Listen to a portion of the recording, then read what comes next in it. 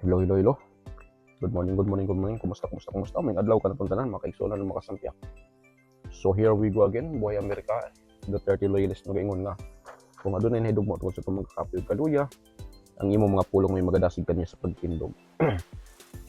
So mga kasampyak, time check. It is now 10:38 in the morning. Ano na po, 18th of February, Tuesday na po, 2025 dito sa Brooklyn, New York. So mga kasampyak, ano bang pwede natin pag-uusapan ngayon? But before anything else, kayo'y kinanyayahan ko na magsampyak man lang nitong muntikong channel. At ito yung lagi kong sinasabi na your health is your wealth. Kasi aanhin natin ang yaman nitong mundo kung meron tayo ng mga debilitating illnesses, mga life-threatening diseases. Hindi natin ma-enjoy itong hiram na buhay na meron tayo na galing sa poong may kapal. So, alam naman natin lahat ng mga kaganapan dyan sa Pilipinas. Ang lahat ng mga ito ay orchestrated para pabagsakin ang mga Duterte, di ba? So, ang daming mga ngayon na mabibisit ka talaga kung makikinig ka sa mga balita, manood ka sa mga balita. At ngayon itong bida-bida na may malaki talagang pangit na nangyayari ngayon sa ating bansa. Napakapangit talaga. So, hold on.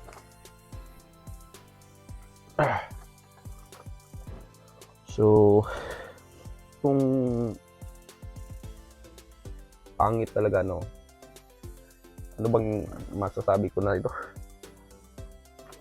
Si General Problem, Tory. Lahat na lang gustong papasukin eh. Alam naman natin na napaka pangit ng taong ito, napakapangit ng ugali, napakasama, napakasinungaling na tao.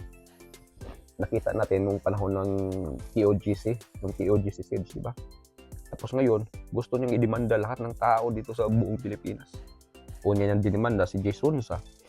Yung pagpa fake news daw na nagkasakit siya. Tapos ito naman si Kapitan Dado na Enrique Dado na inciting to sedition daw. Yung mga basta lahat na lang ng Tapos ngayon naman may build up case na naman siya na sinabi para kay Tatay Digong, nung sinabi ni Tatay Digong na papatay tayo ng 15 ng mga senador para makapasok lahat ng lineup natin. So, hindi natin alam kung pati itong mga joke pinapasok ng mga tulunggis na mga hindi natin alam kung paano naging general ito. Pati ba naman mga joke? Wala talaga mga sense of humor ito. Pero hindi, ginawa nila ito kumbaga pantabon doon sa mga nangyari sa BICAM, doon sa insertions ng GAA ng 2025 na budget, di ba? Kumbaga lahat na lang ng mga anomaly or whatsoever na lalabas sa mga Duterte, ganun, inabangan talaga nila para meron silang mga pantapak para mailihis or maisway itong bayan ng Pilipinas sa tuong nangyayari, yung mga main issues ng bayan. So ito si General Torre, General Problem, gusto yatang lampasan si Trillanes, gusto yatang mag Trillanes 2.0. Naging attack dog ito ng bagoong Pilipinas kasi sabi niya, na tayo bagong Pilipinas na tayo ngayon. Ikaw talaga, Torre, napakasama ng ugali mo talaga. Napakasinungaling mo. Manang-mana sa pagmumukha mo yung kapangitan mo. Kaano-anong ba si Diwata? Kasi parang biniyak na kawayan talaga kayong dalawa. Hindi pinagbiyak, kundi biniyak, parang biyak na kawayan talaga itong pagmumukha nyo. Sa sobrang kapangitan. Papangit nyo pa nga, papangit man ang ugali. Makikita mo, pag titingnan mo to si Torre, yung mga nasa kontrabida sa TV, na wala talagang gagawing tama. So, but anyway, punta muna tayo kay dito kay pero hindi, unahin natin si Torre. Nagmamalaki siya na sinabihan niya na si Kapitan Dado daw kapitan lang daw yung inabot. Torre, si Kapitan Dado yan, Scout Ranger yan, di ba? Musang, if I'm not mistaken. Mag-training ka kaya ng Scout Ranger kung kaya mo. Huwag kang magmamalaki kasi lahat na lang ng ginagawa kong paghimod, bonus is na lang lahat ng mo ngayon. Gusto mo yatang gusto mo yatang maging Nick Marvel, kaya kaya himod-puwit ka ngayon. So ginawa kang attack dog. Huwag kang mamalaki sa mga stars mo. Gusto mo lang kukunin lahat ng star. May star breed doon eh. O gusto mo star margarine. Huwag kang magmamalaki dyan sa tsapa mo kasi ang success natin dito sa mundong ito, even success is never final in this world. Aanhin natin yan, yung mga pagmamalabis mo, pagsusupil mo sa mga Pilipino. Pagdating ng panahon, maliligo ka ng kaso. Mauubos pa yung pira mo. Importante, wala tayong masagasaan na tao. Yun lang importante sa mundong ito. Hindi yun yung pagmamalaki mo yung mo. Pag namatay ka, hindi mo yan madadala yan eh. Bakit si Satanas, needed ba niya yung star mo? Star Margaret? Dito naman tayo sa ibang balita. Ito si Gadon. Dito tayo sa isa ding napakabubo. Kung kaya't hindi na lang tayo ma-surprise, hindi tayo na-surprise na disbarred itong buang na ito kasi ito lang yata yung abogado na bubo eh. Kaya yun, nakatatak talaga sa kanya yung bubo sa kabubuan niya. Sabi ni Gadon, gusto kasi niya na mag-resign si Inday Sara para makatakbo daw sa 2028 presidential election. Buang ka ba? Bakit ka mag-suggest ng mga ganun? Sa tingin mo ba titigilan si Inday Sara kahit siya? Bababa siya sa pwesto niya? Mas madali pa nga siyang sige ng mga tambalos-los pag wala na siya sa pwesto. Ngayon nga vice-presidente siya. One step na lang para maging presidente ng Pilipinas. Pinipersecute nga itong makapangyarihan sa panahon ngayon itong lower house dahil sa pamumuno ng tambalos-los at itong pinsan na walang ginagawa, ceremonial president. So wag mo kaming pasadahan ng mga kabubuhan mo Gadon. Tapos sabi pa ni disbarred attorney, sabi niya kunti lang daw yung buto ng Davao at saka Visayas. Sa tingin mo ba ini-small mo lang talaga yung mga buto ng Davao at saka Visayas? Sa tingin mo maliit lang talaga yan? At saka buong Visayas at saka Mindanao, talaga yan, majorities talaga dyan, yung mga Duterte talaga yan. So wag kang malaki na Tapos sinabi pa niya na noon daw panahon ni Marcos, panahon daw doon may survey daw, pang-apat lang daw si Inday Sara. Nangunguna daw si Marcos, kasunod si Leni Robredo, tapos si Isko Moreno, pang-apat lang daw si Inday Sara. Dago ka ba? So, wag mo kaming lulukuhin diyan sa survey niya.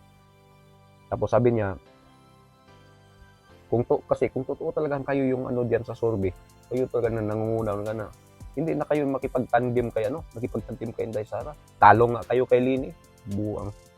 Tapos sabi niya, no choice daw si itong mga mga loyalist ni BBM. Dahil sa pinalibing daw nag-promise si Tatay Digong na ipalibing sa libingan ng mga bayani itong tatay ni Marcos. Kaya napunta daw yung mga simpatyan ng mga Marcos loyalist. Tapos sabi ni Gadon na mas marami pa raw yung mga nanonood ng gay beauty contest isa nanood daw ng or sumali ng maisog rally. Nilalangaw daw yung mga maisog rally. Buang ka ba Gadon?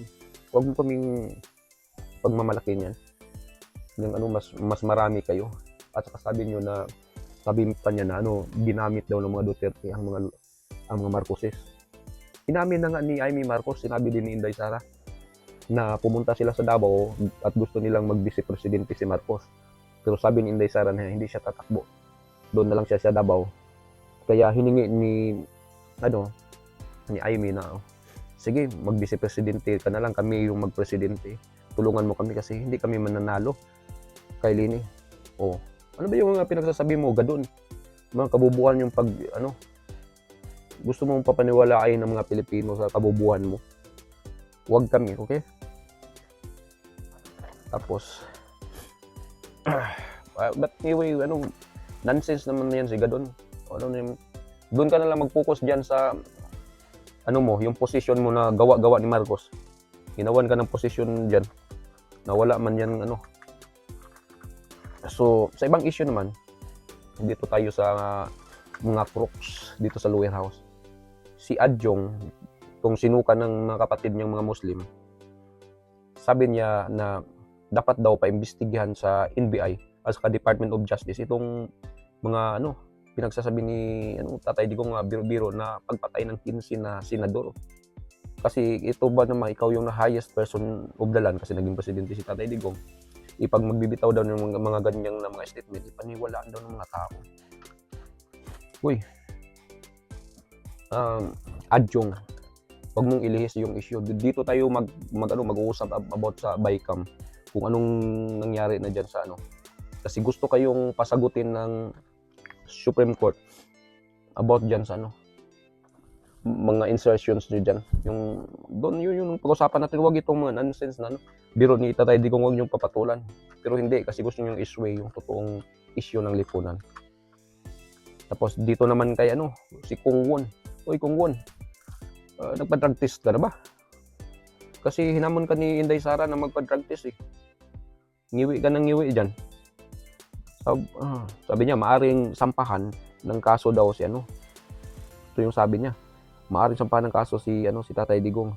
Kasi parehas lang daw sila mag-ama, parehas lang daw sila ni Inday Sara. Ganun. Mga magsasalita. Ganun daw yung mga Kung Won, ikaw naman. Naku. Iboto nyo pa yung mga ganitong klaseng Tanong ko kung adik ka ba? Ba't ngiwi yung mukha mo, Kung Won? Ito yung asawa o jowa yata ni Aiko Melendez. Tapos dito naman tayo kay Jude Asidre. Itong baboy, kamukha na ni Tambaluslos lumubo na, lumaki yung mukha at pangatawan. Parang pumutok, parang lobo na eh. Ano ba, kain ng kain, di ba? Sabi niya, krimen itong sa ilalim ng batas, grave threat itong mga pinagsasabi ni Tatay Digong. So dapat daw makasuhan ng inciting to sedition. Di wow. Sige, i-file niyo na yung mga nonsense yung Hindi pag nagsalita na nga si diyan. Sino yung sa taga NBI ba yun? NBI yun si or Department of Justice ba yun? Sino yun? Si Jaime, sino yung sabi niya, joke lang joke, wag patulan kasi joke lang Tapos dito naman tayo sa isang mataba din, si Fami Zamora, itong matabang babae dyan sa lower house. Sabi niya, hindi daw maganda itong mga pabiro-biro na sa pagpatay. So mas hindi din maganda yung nakaw-nakaw nyo dyan Yung mga nakawan na ginawa nyo dyan Mas hindi nakakatuwa yung mga pagnanakaw nyo dyan sa lower house. Yung mga budget na pinipirma-pirmahan nyo lang dyan, yung blanco-blanco nyo lang, at saka gusto nyo si Inday Sarang tutuligsahin dito sa 125 million niya, sa Confi funds niya, samantalang, at gusto nyo ipempet, samantalang yung nyo, budget nyo yan, lang yung sa inyo walang audit, certification lang yun, pirma-pirma lang kayo dyan Luka-luka talaga kayo, kaya lumubo, kaya tumaba na kayo dyan parang pumutok. Sana atakihan mo lang kayo ng dyan, hypertension, one time lang. Tapos si Paulo Ortiga, sabi niya, nag-udyok daw ng kaguluhan si Tatay Digong dahil maliit daw yung chance ng mga senatorial niya kada mga kalyado. Kung kaya gayon nag-uudyok ng kaguluhan. Mahilig daw magbanta katulad din daw kay Inday Sara. Kung isa ka naman diyan, balbasarado. Parehas lang kayong lahat. Kung baga isa lang yung puno nyo kasi magkapamilya kayo diyan mga buwaya diyan sa Congress. Kung kayo pang aasahan namin? Kung baga gusto nyo lang na i-sway itong totoong pangyayari, itong totoong kaganapan dyan, mga problema ng bansa natin. Kaya't lahat kayo nagtutulong-tulungan talaga kayo. Pero wala, malakas talaga ang mga Duterte. Hindi nyo kaya. So yung masasabi ko lang na wala na kayong pag-asa na yung mga pumirma dyan na gustong patalsikin si Inday Sara, wala na kayo kasi bagsak na kayo. Hindi na kayo ibuboykot na kayo ng mga kapatirang INC. At saka hindi lang yan, gising na mga sambayan ng Pilipino. Kung may ibibigay silang pira, tanggapin nyo lang. Basta huwag nyo ibuto yung nasa puso nyo lang Basta tayo, boot straight tayo sa mga itinaas na kami ni Tatay Digong. Maglagay lang kahit tayo ng 3 kasi 12 yan. Sa mga iba diyan na ano, pagpilian natin, maghanap tayo ng matitino diyan. Huwag lang tayo dito sa mga kalyado ni Marcos kasi pag ano kayo diyan lahat yan mga bangag yan Lalong-lalo na yung mga matagal na diyan sa pwesto at yung iba naman nagsipagbalikan na walang ginawa na papagandahin itong Pilipinas. So anyway, maraming salamat. God bless po sa ating lahat.